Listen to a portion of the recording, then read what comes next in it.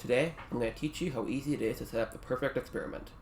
In this example, we're going to be asking if ice cream consumption in University of Alberta Psychology 105 students positively affects scores on tests. So the first thing I'm going to do is get some people who like ice cream. Wrong! You just ruined your experiment. We want a random assortment of people, even people who don't like ice cream.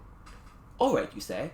I'll post an ad on MySpace, then randomly select applicants from there. Wrong! Then you'll only get voluntary responses from MySpace users, who are about as far away from evenly representing the population as you can get.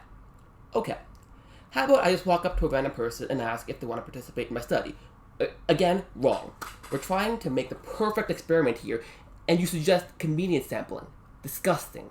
What about wrong? You had your chances. We're going to randomly assign numerical values to Psych 105 students, then randomly draw numbers to get test participants. Okay? Now that we have our perfectly random and infallibly chosen participants, we need to design our experiment. What do you mean there's no such thing as a truly random number? When the participants arrive, we're going to tell them about the experiment and what we expect from them. Are you crazy? I'm starting to think you want this experiment to fail. We don't want the participants to know anything about our experiment and its design. If we did, it would put pressure on them to do what they think we want them to do. We're going to randomly assign the participants to 2 different rooms, then continue from there.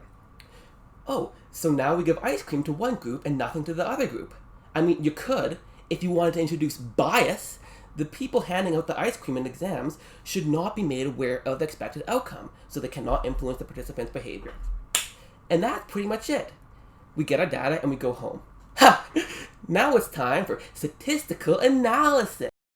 We're running out of time, so I'll make it quick. We are comparing 2 mean values, the scores of those who ate ice cream and those who didn't. We're going to want at least 30 samples from each group to get an approximate normal distribution of the mean values. We're then going to compare the 2 distributions to see if they're statistically significantly different. Doing so will allow us to either reject or fail to reject the null hypothesis. Okay, bye.